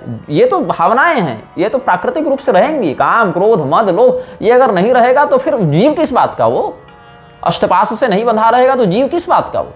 लेकिन अगर तुम्हें यह बोध है कि तुम फंसे हो तो खुलने का प्रयास तो करो, उन दुर्गुणों पर विजय प्राप्त करने का प्रयास तो करो, निर्भयता लाओ तो, लोभ पर विजय प्राप्त तो करो, आलस्य को अधिक से अधिक दूर भगाने का प्रयास तो करो। अब कुछ लोग क्या हैं, हमारे ऐसे विरोधी हैं, वो कहावत है ना कि अगर इस संसार में तुमसे 100 लोग प्रेम करें तो उसमें एक मैं भी रहूंगा। अगर संसार में कोई एक ही तुमसे प्रेम करे तो इसका अर्थ है वो मैं ही हूं, और अगर संसार में कोई तुमसे प्रेम न करे तो ये समझ लेना कि मैं मर गया। बस इसी बात को हमारे विरोधी हम पर लागू कर देते हैं कि अगर संसार में तुम्हारे 100 विरोधी हैं तो उसमें एक मैं हूं। अगर एक ही विरोधी है संसार में तो वो मैं हूं, और अगर तुम्हारा कोई विरोधी नहीं बचा तो समझ लेना कि मैं मर गया। ऐसे ही बहुत से प्रोफेसर लोग जो पहले आगम की निंदा करते थे, तंत्रागमों को अप्रामाणिक बताते थे, वो बाद में आगम के समर्थक हो गए, लेकिन विरोध मेरा करते रहे। जिन बातों का विरोध करते रहे उन भी लोगों से हाथ मिला लिया ताकि मेरा विरोध कर सकें। पहले तंत्रागमों की निंदा करते थे, अब जब मैंने अपने कामरूप पीठ से संबद्धता बताई तो कहने लगे कामाख्या के सर्वोच्च तंत्राचार्य के आदेश से हम ये सब लिख रहे हैं, तो स्वयं को तंत्राचार्यों का गुलाम भी बताने लग गए। अब इसमें क्या हो गया कि जब यहां पर बात नहीं हुई ज्यादा सफल, तो अब घर वापसी का एक नाटक करने लगे ये लोग। घर वापसी बाहर से देखने से बहुत मधुर लगता है, लेकिन अंदर से बहुत खतरनाक है। जो व्यक्ति मुसलमान है, जो व्यक्ति ईसाई है, उसको जो अभी तुम्हारे घर तक नहीं घुसा है, उसको घर में घुसाने का सबसे बड़ा षड्यंत्र है घर वापसी। और घर वापसी चाहे जो कराए, आरएसएस करवाए, चाहे पंडोखर वाले करवाएं, चाहे बागेश्वर वाले करवाएं, चाहे चिदम्बरानंद सरस्वती करवाएं, चाहे कालीचरण करवाएं, चाहे जो करवाएं, ये शास्त्रीय रीति नहीं है घर वापसी की। देवल स्मृति का नाम लेकर बागेश्वर ने जब घर वापसी कराई थी तो हमने एक और वक्तव्य जारी किया था। वो वक्तव्य यूट्यूब में अभी तो नहीं है, फेसबुक में होगा, यूट्यूब पर भी समय अनुसार लाया जाएगा। देवल स्मृति का नाम लेते हैं कि वहां घर वापसी का सिद्धांत बताया गया है, लेकिन वहां पर क्या बताया गया है ये नहीं बताते। कोई व्यक्ति, घर वापसी किसकी हो सकती है और किसकी नहीं हो सकती है, कोई व्यक्ति। जैसे मैं अपना उदाहरण दे देता हूं, मैं ब्राह्मण हूं, पुरुष हूं, अगर म्लेच्छों ने मेरा अपहरण कर लिया, मुसलमान बलपूर्वक उठा कर ले गए और किसी प्रकार से गोमांस खिला दिया, या जनेऊ तोड़ दिया, या 10 तरह की बातें कर दी, धर पकड़ के खतना कर दिया, या और भी कुछ कर दिया, मतलब भ्रष्ट कर दिया। अब भ्रष्ट करने के 10 तरीके हो सकते हैं। तो अगर मेरे अंदर वास्तव में धर्मनिष्ठा है तो हम तो हर रात तड़पेंगे ना कि कैसे इनके चंगुल से भागें, कैसे वापस अपने धर्म में जाएं। तो अपने इसी जीवन में अधिकतम 20 वर्षों तक हम वापस आने के लिए अधिकृत हैं, और उसके लिए कुछ आने पर प्रायश्चित विधान है, वो करके हम पुनः सनातन धर्म में आ सकते हैं, ये बात है। लेकिन अगर हमारी कोई संतान वहां हो गई तो वो संतान हिंदू नहीं कहलाएगी, वो यहां पर नहीं आ सकती। और कोई स्त्री का अगर अपहरण हो जाए, बलात्कार हो जाए, तो स्त्री दूषित नहीं होती, वो तो सामान्य शुद्धि से ही वो ठीक है, लेकिन अगर उसकी संतान हो जाए तो वो वापस यहाँ नहीं आ सकती। रक्त शुद्धि वहाँ विद्यमान नहीं है, वह यहाँ वापस आने का अधिकारी नहीं है। ये शास्त्रीय नियम है। एक व्यक्ति जो स्वयं धर्मांतरित हुआ हो, वो भी लोभ इत्यादि का तो कठिन है, बलपूर्वक अगर उसको मजबूर किया गया हो, विवश किया गया हो, तो ऐसी स्थिति में अपने जीवन के 20 वर्षों के अधिकतम 20 वर्षों के अंतर्गत वो आ सकता है। ये नहीं कि 4 पीढ़ी पहले हमारे बाप दादा हिंदू थे तो अब हम हिंदू बनेंगे, ऐसा नहीं होता है। हाँ, अगर तुमको सनातन धर्म में निष्ठा है तो आपस में ही तुम लोग रोटी बेटी करो, आपस में ही भगवान नाम संकीर्तन आदि का आश्रय लो, लेकिन ये नहीं कि हमारे पूर्वज 10 पीढ़ी पहले ब्राह्मण थे और क्षत्रिय थे और वैश्य थे और शूद्र थे तो हम भी वही बन जाएंगे, चौहान तिवारी पांडे लगाने लगेंगे। वो मुसलमान 4 पीढ़ी का तुम्हारे कारण घर में आएगा, घर वापसी करेगा और 4 पीढ़ी के बाद हमारी बहू बेटियों को उठा कर ले जाएगा और 4 पीढ़ी की भी प्रतीक्षा नहीं करेगा। मुसलमानों को तो तुमने घर में घुसने का एक अवसर दे दिया कि आओ आओ, एक जनेऊ पहन लेना, एक तिलक लगा लेना और 2-4 बार हवन कर देना और तुम हिंदू बन गए। फिर तो तुम किसी हिंदू की बेटी से विवाह कर सकते हो, उसको फंसाने की भी जरूरत नहीं है। तुमने तो ट्रॉय का घोड़ा अपने घर में घुसा लिया नालायकों, ये तुमने कर दिया। ये आरएसएस जो है फैंसी आयोजन के तौर पर लेता है इन बातों को। घर वापसी ऐसे नहीं होती। घर वापसी बहुत सीमित, बहुत क्लिष्ट और बहुत प्रामाणिक रूप से देवल स्मृति में वर्णित है। कैसे हो सकती है, किसकी हो सकती है, उसमें भी ब्राह्मण, क्षत्रिय, वैश्य, शूद्र, स्त्री, पुरुष के लिए क्या क्या प्रायश्चित नियम है। ये नहीं कि आए और हवन कराए और केसरिया बाना पहन के तिलक लगा लिया तो तुम हिंदू बन गए, ऐसा नहीं। धर्मशास्त्रीय संविधान को समझे बिना, ये तो वही बात हो गई कि हम रोड में चलते किसी की बेटी का मांग भर दिया तो उसके पति हो गए, ऐसा नहीं होता है। ये घर वापसी का नियम नहीं है। और मैं ये सब क्यों बोलता हूँ, राजेंद्र दास देवाचार्य जब मरेंगे, वासुदेवाचार्य विद्याभास्कर जब मरेंगे, राघवाचार्य कोसले सदन रामलला स्थान वाले जब मरेंगे, हम भी जब मरेंगे, इनके पास जो पैसा है, जो लोगों का जनबल है, जो धन है, जो शास्त्रीय ज्ञान है, अध्ययन है, जब ये अपने मृत्यु शैया पर होंगे और अपने जीवन का पूरा अवलोकन करेंगे तो अवश्य इनके चिंतन में ये बात आएगी। अगर धर्मनिष्ठा उस समय विद्यमान रही तो अवश्य इनके मन में ये बात आएगी, ये चिंतन ये करेंगे कि हम वो काम कर सकते थे और समय पर हमने नहीं किया, हम उस स्थान पर बोल सकते थे और समय पर हमने नहीं बोला, हम उस स्थान पर धर्म की रक्षा करने के लिए लड़ सकते थे लेकिन नहीं लड़े। और जिस शरीर की सुरक्षा करने के लिए, जिस मठ की रक्षा करने के लिए हम ये सब चुप रह गए, आज वही मठ हमारे आंखों के सामने हमारे उत्तराधिकारी नोच कर बांट कर बेच देंगे, ये शरीर हमारा नष्ट हो जाएगा और हम नहीं कर सके, अपनी प्रतिभा का सदुपयोग नहीं कर सके। मैं अपने आप उस ग्लानि से बचाने के लिए इतना कह रहा हूं कि मरने के समय मुझे ये अफसोस न रहे कि मैं कर सकता था और मैंने नहीं किया। मैं बस स्वयं को उस भवितव्यता से बचा रहा हूं। हिंदू समाज सुधरेगा नहीं, मैं जान रहा हूं, ये युग धर्म है, अयम तो युग धर्मो ही वर्तते कस्य दूषण, ये सुधरेगा नहीं, ये दूषण इसका विद्यमान है, धर्म का, ये युग धर्म है। ये युग बदलने के साथ साथ धर्म की हानि होती है, अभिवृद्धि होती है। ये नहीं कि जैसा जैसा जमाना बदल गया वैसा वैसा धर्म भी बदलता जाएगा। अगर ऐसी बात रहती ना तो धर्म सदैव पूर्ण माना जाता। ये नहीं कहा जाता कि सत्ययुग में धर्म पूर्ण था, त्रेता में 1 चरण घटा, द्वापर में 2 चरण घटा और कलयुग में 1 ही चरण धर्म बच गया। यही कहा जाता है कि हाँ, समय बदलता गया, धर्म बदलता गया और जैसा जैसा बदलाव आया वैसा वैसा धर्म बदला तो ये परिपूर्ण ही रहेगा। फिर ऐसा तो धर्मशास्त्रों ने नहीं कहा ना। अब इसमें और एक ये लेकर आए हैं ये न्यायपालिका के मूर्ख कि हिंदू धर्म नहीं जीवन शैली है। तुमको कैसे पता कि धर्म की परिभाषा क्या है? और अगर जीवन शैली है तो उस जीवन शैली को हिंदू ही क्यों कहना है? कुछ भी नाम दे दो ना। हिंदू धर्मशास्त्रों के अनुसार जो मर्यादा बताई गई है, जीवन में जो दोष और गुण बताए गए हैं, उसके आधार पर अगर जीवन शैली है तब तो ठीक है। लेकिन कोई भी व्यक्ति किसी भी प्रकार की जीवन शैली अपना ले और स्वयं को हिंदू कह दे तो ये स्वीकार्य नहीं होगा। तो इन्होंने क्या कर दिया, पहले कह दिया कर्म से वर्ण होता है, फिर मनमौजी जातियों में विवाह करने लगे, उसके बाद फिर ऐसी व्यभिचार की परंपरा बढ़ी कि घर घर वेश्याएं हो गई और उसके बाद अब कह दिया कि हिंदू तो जीवन शैली, अब तो धर्म भी नहीं रहा, अब तो ये जीवन शैली हो गई कि हाँ कोई भी व्यक्ति कुछ भी करे ना। और जीवन शैली के चक्कर में कह दो कि तिरुपति बालाजी में हमारी आस्था है तो मुसलमानों को घुसा दो, रजस्वला को घुसा दो। ये इंद्रेश कुमार 500-500 मुल्लों को लेकर काशी विश्वनाथ में घुसता है, ये आधुनिक औरंगजेब, ये मृत्युदंड का पात्र है इस कुकर्म के कारण। ये इंद्रेश कुमार ये घुस जाता है। ये राम भगवान के नाम पर, श्री रामचंद्र जी के नाम पर जो तमाशा किया इन लोगों ने अयोध्या में, वहां पर मुल्लों को घुसा दिया इन लोगों ने। हाँ तो जीवन शैली भैया, कोई भी कुछ भी हो सकता है। तुम होते कौन हो ये बताने वाले कि क्या धर्म है और क्या धर्म है? अधर्म और धर्म की जो बारीक बात है, जो सूक्ष्म दृष्टि है, क्या उसको पालन करने योग्य हो तुमने अपने जीवन में कितने दिन निष्ठापूर्वक गुरुमुख से शास्त्रों का अध्ययन किया, खड़े खड़े मूत रहे हो, तुमको होश नहीं है कि लघु शंका करने के बाद लिंग धोना चाहिए, तुम धर्म का व्याख्यान करने बैठे हो केवल इसीलिए कि तुमको काला कोट मिल गया और तुम्हारे नाम के आगे न्यायमूर्ति लग गया। अरे हो गए तुम अपने विषय के जानकार, लेकिन जिस विषय में तुम्हें ज्ञान नहीं उसमें चुप रहना सीखो।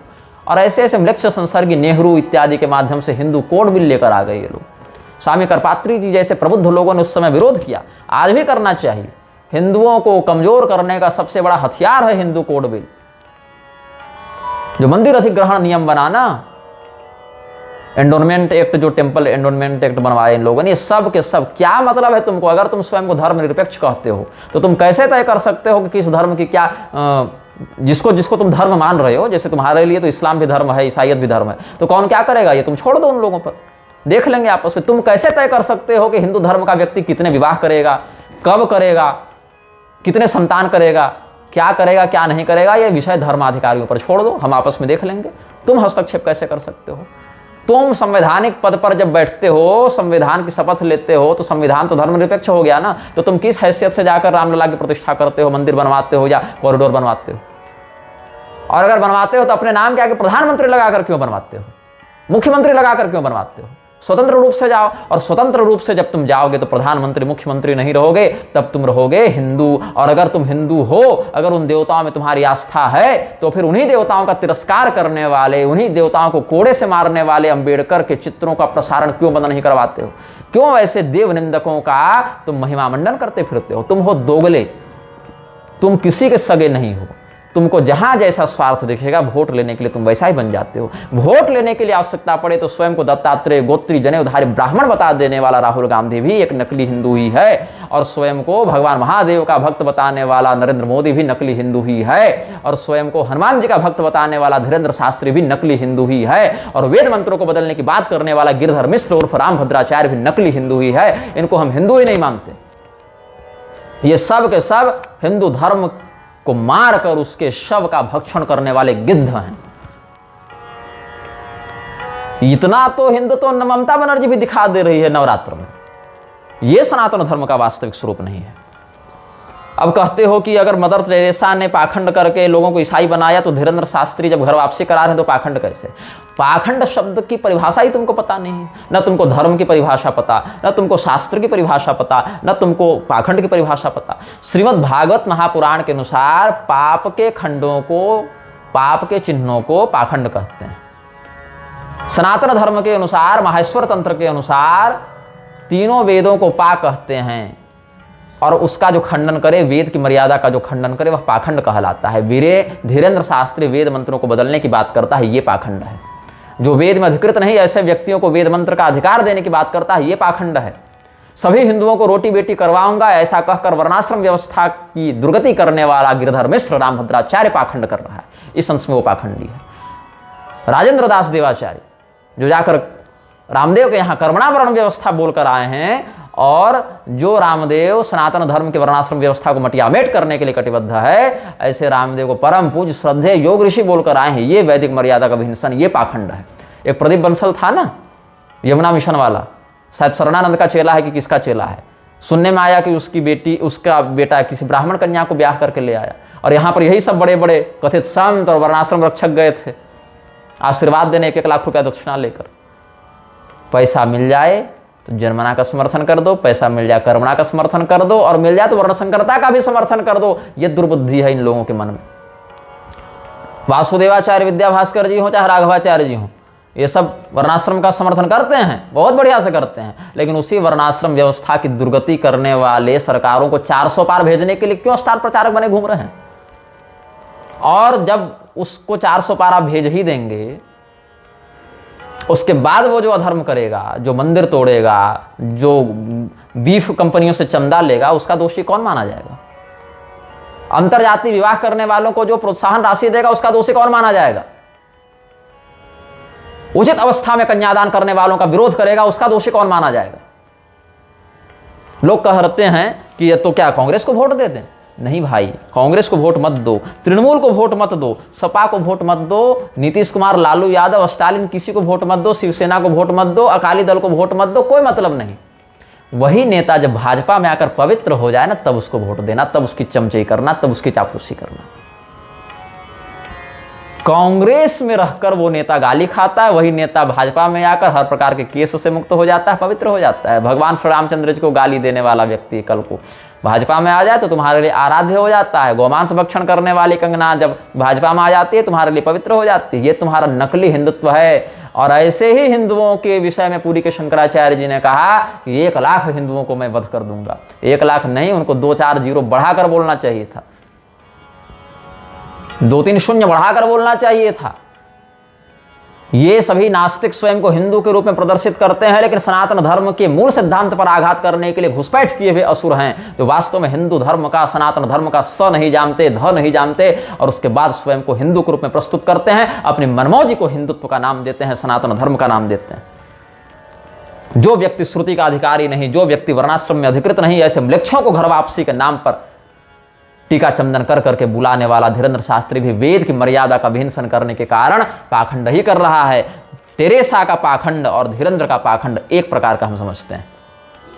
अभी मेरे पास एक समाचार आया, मैं जगह नहीं बताऊंगा क्योंकि जगह बताऊंगा तो इससे संभवतः वो लोग संकट में पड़ सकते हैं, लेकिन बता देता हूं घटना। कोई हिंदू लड़की थी, अब वो हिंदू लड़की कॉलेज में पढ़ती थी, आती जाती थी। किसी मुल्ले ने उसको देखा, छेड़ा, कहा कि हमसे विवाह कर लो, उसने मना कर दिया। अब समयानुसार वो मुल्ला पीछे पड़ गया, बोला कि मैं तो करूंगा तुम्ही से शादी। अब वो ब्राह्मण कन्या है, उसने मना कर दिया, माता पिता ने उसका विवाह कहीं और कर दिया। अब जिस दिन उसका विवाह हुआ वो अपने ससुराल गई। विवाह की पहली रात्रि को ही उस मुल्ले ने 10-15 लोगों को जमा किया और उसके ससुराल पर धावा बोल दिया। ध्यान से सुनिएगा इस प्रकरण को, मैं बस लड़की का नाम नहीं बता रहा, जगह नहीं बता रहा, ताकि उनकी सुरक्षा पर खतरा ना आए। और नाम क्यों नहीं बता रहा इस पर भी मैं तुम्हें बताऊंगा कारण। तो वो लड़की जो है, बस इतना ही कह सकता हूं कि उस राज्य में भाजपा की सरकार है, इतना ही भी कह सकता हूं। इससे पहले नहीं थी, अभी ताजा ताजा गठबंधन हुआ है। तो उस लड़की को विवाह की रात्रि को ही उठा लिया गया। 2 से 3 महीने उसका बलात्कार किया गया। 2 को उठाया गया था, दोनों सहेलियों को। फिर बाद में कुछ योद्धाओं को उसकी खबर लगी, वो लोग ताबड़तोड़ पीछा करते गए, रेड करते गए, पकड़ा उस मुल्ले को पकड़ा। अब मुल्ले का क्या किया ये नहीं बताऊंगा, आप समझ लीजिए कि वो क्या पाने का अधिकारी था, वही उसके साथ हुआ। लड़की को छुड़ा लिया गया, पूछा गया भाई कहाँ तुम्हारे पिता पति कैसे, तो लड़की ने अपने ससुराल और मायके का पता बताया। पिताजी को फोन किया गया कि आपकी बेटी हमें मिली है। तो उस बाप ने क्या कहा पता है, उस बाप ने कहा कि मेरी कोई बेटी ही नहीं है। अब यहां पर कहानी देखो, उस पिता ने कहा कि मेरी कोई बेटी ही नहीं है, बताया गया कि हाँ ये बेटी, ये नाम, ये फोटो देखो, तो कहा ये तो मर गई है। उस पिता ने उस कन्या को अपनाने से मना कर दिया। उस पिता ने उस कन्या का हाथ थामने से मना कर दिया। और पति की बात करें ना, तो जिसके घर से उस कन्या का अपहरण हुआ, 7 दिन के अंदर उस नालायक ने दूसरा विवाह किया। भर्ता रक्षति कौम, पिता रक्षति कौमारे भर्ता रक्षति यौवने। मैंने कहा कि उन मुसलमानों से अधिक अपराधी ये पिता और ये पति है, पहले इनका माथा काटो। और ऐसी 1-2 लड़कियां नहीं, 70 लड़कियों की रक्षा की गई। लेकिन ये सब बात हम समाज में नहीं बताते हैं, क्योंकि अगर बताएंगे कानून उनकी ही सहायता करेगा। जो काम करना है वो काम कर दिया जाएगा। उसके लिए मैं सोशल मीडिया पर आकर नहीं दिखाऊंगा, फोटो खींचकर बताऊंगा। और ये भी मैं अपने ऊपर श्रेय नहीं ले रहा, ऐसे लोग हैं समाज में, कुछ ऐसे योद्धा हैं समाज में जो ऐसा काम कर रहे हैं, और कुछ ऐसे नपुंसक हैं समाज में जो बेटी को जन्म देते हैं, उसका हाथ पकड़ के विवाह करते हैं, लेकिन 7 दिन के अंदर दूसरा विवाह कर लेते, लेकिन अपनी बेटी को, पत्नी को पहचानने से मना कर देते। ये स्थिति कहां से उत्पन्न हुई? यौन उन्मुक्तता से उत्पन्न हुई। जिस दिन तुमने कहा ना कानून बनाकर कि किसी भी जाति में विवाह करो, किसी भी धर्म में विवाह कर लो, जिस दिन तुमने कहा जोधा अकबर सीरियल के माध्यम से कि हाँ हिंदू लड़कियां मुसलमानों से विवाह कर सकते हैं, जिस दिन विवेकानंद ने यह कहा कि हिंदू लड़कियों को मुसलमानों से बच्चा पैदा करना चाहिए, उस दिन से हमारी बहु बेटियों पर तुम्हारे राक्षस टूट पड़े।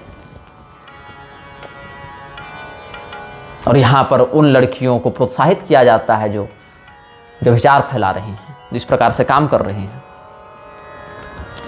मुस्लिमों का पूरा एक सिंडिकेट है, मिशनरियों का पूरा एक सिंडिकेट है। ये गौर किया होगा तुम लोगों ने, आपकी अदालत में इंडिया टीवी में रजत शर्मा ने एक साक्षात्कार लिया था धीरेंद्र का, वो बड़ा वायरल हुआ था। वो वीडियो तुमको यूट्यूब में मिल जाएगा, उसमें 33वें मिनट के बाद से सुनना। धीरेंद्र ने सबके सामने यह कहा कि 500 मुसलमान परिवार उसके मित्र हैं। या निग्रहाचार्य का एक वीडियो तुम दिखा सकते हो जिसमें निग्रहाचार्य ने यह कहा हो कि हाँ 500 या एक मुसलमान परिवार भी हमारा मित्र है, हम उसके साथ उठते बैठते चाय पीते हैं। एक वीडियो। मैं धीरेंद्र को, उसके समर्थकों को, मेरे सभी विरोधियों को यह चुनौती देता हूं। और केवल धीरेंद्र के नहीं, अवधेशानंद के चेले, रामभद्राचार्य के चेले, कृपालु के चेले, अनिरुद्ध के चेले और शरणानंद के चेले, है ना, इंद्रदेवेश्वरानंद के चेले, मुरारी के चेले और भी जितने हैं आप जोड़ लें, इन सबको मैं चुनौती देता हूं। रामदेव के चेले, राजेंद्र दास के चेले, वासुदेवाचार्य के चेले, राघवाचार्य के चेले, पूरी शंकराचार्य के चेले और जितने हैं जो पूर्णतया गलत हैं, जो अंशतः गलत हैं, सबको मैं बोलता हूं। एक हमारा आप वक्तव्य दिखा दीजिए जिसमें हमने कहा हो, चाहे वेकांत में कहा हो चाहे मंच पर कहा हो, कि हमारे अमुक मुसलमान मित्र हैं और हम अमुक मुसलमान मित्रों के साथ चाय पीते हैं। लेकिन फिर भी संत निंदक कौन? हिंदुओं की एकता तोड़ने वाला कौन? हम। जो धीरेंद्र सरेआम मंच पर माइक पर कह रहा है, माइक पर ऑन कैमरा टेलीकास्ट करवा रहा है कि 500-600 मुसलमान हमारे मित्र हैं। तुमको क्या लगता है मुसलमान उसके मित्र क्यों हैं? उन 500 मुसलमानों में 90% मुसलमान ऐसे अवश्य हैं जो अभी तुरंत हिंदुत्व को नष्ट करने के लिए तैयार हैं, और जो 10 हैं वो केवल इसीलिए नहीं कर रहे हैं क्योंकि उनको मौका नहीं मिला है। तुम्हारा मित्र बनकर वो आएगा, तुम्हारे साथ सहपाठी बनकर आएगा, तुम्हारा कर्मचारी बनकर आएगा, तुम्हारे यहाँ नौकर बनकर आएगा, तुम्हारा सीनियर अधिकारी बनकर आएगा, तुम्हारे घर प्लम्बर बनकर आएगा, तुम्हारे यहाँ इलेक्ट्रीशियन बनकर आएगा, तुम्हारे यहाँ बढ़ई बनकर आएगा, तुम्हारे यहाँ नाई बनकर आएगा, तुम्हारे यहाँ दूध बेचने आएगा, सब्जी बेचने आएगा, फल बेचने आएगा, ड्राइवर बनकर आएगा, दर्जी बनकर आएगा, तुम्हारे घर का जायजा लेगा, तुम्हारे दरबारों में आएगा, तुम्हारी कथाओं में आएगा, तुम्हारे गरबा के पंडालों में आएगा। जब तुम्हारी अधनंगी बेटियां नाच रही होती हैं तो 10 मुल्ले उसको गिद्ध बनकर ताक रहे होते हैं, जाकर रेट लगाते हैं कि मंडी में इसका क्या रेट मिलेगा, दुबई में शेख इसके बदले क्या देगा। वो मित्र नहीं है तुम्हारे। जगो, आँख खोलो। वो चर्चा करते हैं बैठकर कि हाँ अमुक के यहाँ इतना सोना, इतना गहना, इतना कैश और इतनी लड़कियां हैं। ये इस प्रकार का वो लेकर चल रहे हैं। और उसके बाद अभी तो कुछ नहीं, अभी तो दबे छुपे ये सब हो रहा है कुछ कुछ स्थानों में। एक बार एक पीढ़ी और जाने दो, तुम्हारा एक बेटा, 2 बेटा, नौकरी बचाने के चक्कर में एक संतान, 2 संतान उत्पन्न कर रहे हो, उसको भी धर्म सम्मत नहीं बना रहे हो। रीलबाजी में लड़का और छपरीगिरी में व्यस्त है, निब्बा निब्बी प्यार मोहब्बत बतिया रहे हैं। एक मुसलमानों के 12 संतानें जब टूटेंगी, पिंड देने के लिए घर में कोई नहीं बचेगा। जो बिल्डिंग ठोके घूम रहे हो मर्सिडीज और BMW में ना, कुछ नहीं बचेगा तुम्हारे पास। तुम्हारे घर में बैठकर तुम्हारी बेटी के जिस्म का सौदा करेंगे रेट लगा लगा कर तुमसे, तुम कुछ नहीं कर पाओगे। तो जो सरेआम स्वयं को मुसलमानों का मित्र बताता हो ना, मत करो भरोसा, बता रहा हूं। और जो गरजते फिरते हैं लफ्जात के खिलाफ हम बोलेंगे और ठठरी मारेंगे, इसकी औकात तो 4 दिन पहले दिखी जब इसने अपना दिव्य दरबार कैंसिल किया। तब हनुमान जी की शक्ति काम नहीं आई इसको। दिव्य दरबार लखनऊ वाला कैंसिल किया कि कहाँ किया कि हाजी अली वाला विवाद हो गया। भैया हम तो हर धर्म, हर मजहब के भगवान का सम्मान करते हैं। हाजी अली तो अहिंसक थे, जिसके कारण हजार बहु बेटियों की इज्जत समाप्त हो गई। वो हाजी अली इसके लिए अहिंसक हो गया। ये तो हिंदू राष्ट्र बनाएगा धीरेंद्र? ये तुझे हनुमान जी का अवतार बताता है समाज? हनुमान जी का अवतार? तुम हनुमान जी के नाम पर, हनुमान जी के भक्त क्या करते हैं? मुसलमानों के साथ बैठ के चाय पीते हैं। हाजी अली पर माफी मांग ली। वह व्यक्ति जो स्वयं को मुसलमानों का मित्र बताता हो और वेद मंत्रों को बदलने की बात करता हो, चाय चंडिकाय नमो नमः कह के देवी चंडिका का अपमान करता हो, चाय को चंडिका बताता हो और हाजी अली पर हाथ जोड़ लेता हो, ये क्या करेगा सनातन धर्म की रक्षा? भाई तुम्हारे जैसे जैसे हजारों हिंदू आते हैं, पैदा होते हैं, मर जाते हैं, और कमेंट पर लोग लिखते रहते हैं कि तू ज्यादा मत बोल, बागेश्वर बाबा तुम्हारे पर्चे खोलने का। तो मैं बोलता हूं खोल ले पर्चा, बता कौन सा मुसलमान मेरा मित्र है, बता कि मेरे कितने अवैध संबंध है, बता तो, तब तो जानू तेरी सिद्धि हो, तब तो बताओगे। ये राजू दास, चमाइला राजू लड्डू चोर, ये हनुमानगढ़ी में लड्डू चुराता था, गुप्त रोगी है, कोई पांडे करके था सपा का विधायक। अब सपा पर मत जाना, अब गाली दोगे कि सपा के विधायक पर ये उछल रहा है। वही सपा के मुलायम सिंह को तुम्हारे बाप ने पद्म विभूषण दे रखा है। ये सब आतंकवादी साधु महात्मा का वेश धारण करके मठों पर कब्जा करने के लिए प्रवेश कर जाते हैं, हमें धमकियां देते हैं। ये राजू, मुख मैथुन से, गुदा मैथुन से जो रोग होता है, ऐसा ही यौन रोग इसको है, ऐसी समाचार पत्रों में बात आई है। और अगर नहीं है तो जाकर उन पर दावा करो, केस करो, विरोध करो। ये परम पूज्य बना घूम रहा है राजू दास, हमें धमकी देता है। मैं अपना और अपने भाई का अनुभव बताता हूं। हमारे भाई वृंदावन गए थे, एक संत मिले। संत समझते हैं ना, संत जिनकी निंदा नहीं करनी चाहिए, बहुत पाप लगता है। हमारे भाई की अवस्था उस समय 16 से 17 वर्ष की होगी। तो गए तो उस समय मंदिर के पट शांत थे, तो बाहर ऐसे बरामदे में बैठे थे। तो संत जी ने कहा कि बच्चा बाहर क्या बैठे हो, अंदर कमरे में आओ। तो हमारे भाई साहब कमरे में गए। अब कमरे में जाते वो खोल कर खड़ा हो गया मुख मैथुन के लिए। अब मेरे भाई चौंके, ये क्या है, वहां से जान बचाकर भागे। बाहर बातें नहीं आती, कृपालु के व्यभिचार बाहर नहीं आए। आज भी कृपालु के खोले गए स्कूलों में रमजान मनाया जाता है तो तुम्हारी आंखों में तेजाब पड़ जाता है, तुम विरोध नहीं कर सकते। कितनी लड़कियों को, कितने पुरुषों को व्यभिचार की ओर ढकेला कृपालु ने, इसका हिसाब तुम नहीं जानते, क्योंकि तुम बाहर से मठों को देख रहे हो। मेरे साथ ऐसा होते होते बचा है भाई। एक वो भी थे संत महात्मा मंडलेश्वर सब। मेरी अवस्था उस समय 16 वर्ष की थी। मेरे साथ भी यौन दुष्कर्म का प्रयास किया। भगवान की कृपा थी कि मैं बच गया। मुझे तुरंत समझ में आ गई व्यवस्था। मैं वहां से निकला रात को 1 बजे। कितने गुरुकुलों के बालकों के साथ यौन शोषण हो रहा है तुम नहीं जानते। तुम कभी अपना बच्चा भेजो उन गुरुकुलों में और फिर उससे पूछना क्या हो रहा है। रामभद्राचार्य का उत्तराधिकारी जय शर्मा, जिस पर नाबालिग से बलात्कार का जो आरोप लगा था, क्या हुआ उस केस का? 2-4 महीना हंगामा हुआ, फिर बाप ने लिख कर दे दिया कि हमसे गलतफहमी हो गई थी। गलतफहमी आदित्यनाथ के किस करीबी ने, सतवा बाबा बड़ा करीबी है ना आदित्यनाथ का, रामभद्राचार्य भी बड़ा करीबी है, किस मधंथ के, किस अधिकारी की पैरवी से किसको उठाया जाता है और कितनी लाठियां मारी जाती हैं, और उस लाठी के पड़ने के बाद कहा जाता है गलतफहमी हो गई। क्या गलतफहमी हुई थी भाई? कि जय शर्मा रामचंद्र दास का लिंग उड़ता उड़ता आया और तुम्हारे बेटे के गुदा में प्रविष्ट हो गया। ये गलतफहमी हो गई थी क्या? माता पिता कुछ नहीं कर सकते इन माफियाओं के विरुद्ध। ये हाल है मठों का। समलैंगिकता व्याप्त हो गई है मठों में। जब पुरुष मिले तो जहां छेद मिले घुस जाओ, कहने का भाव यही है। चाहे स्त्री का शरीर हो चाहे पुरुष का शरीर हो, तुम्हारी नजर में संत बने घूम रहे हैं। वृंदावन के जो तमाम संत विनम्र सरल चित्त बने घूम रहे हैं ना, अच्छे से पड़े नहीं हो इनके चंगुल में।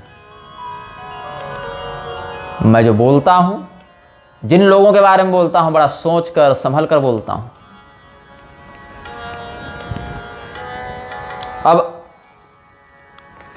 लोग क्या करेंगे? जाएंगे न्यायपालिका के पास। न्यायपालिका क्या करेगी? न्यायपालिका तो गुलाम बनी हुई है। न्यायपालिका अलग नशा करके बैठी हुई है, अलग लेवल उसका मौज चल रहा है। विष्णु तिवारी के ऊपर जब झूठा रेप केस हुआ, 20 साल जेल में रहा, बाहर निकला, तो उस जज पर, उस वकील पर क्या कार्रवाई हुई?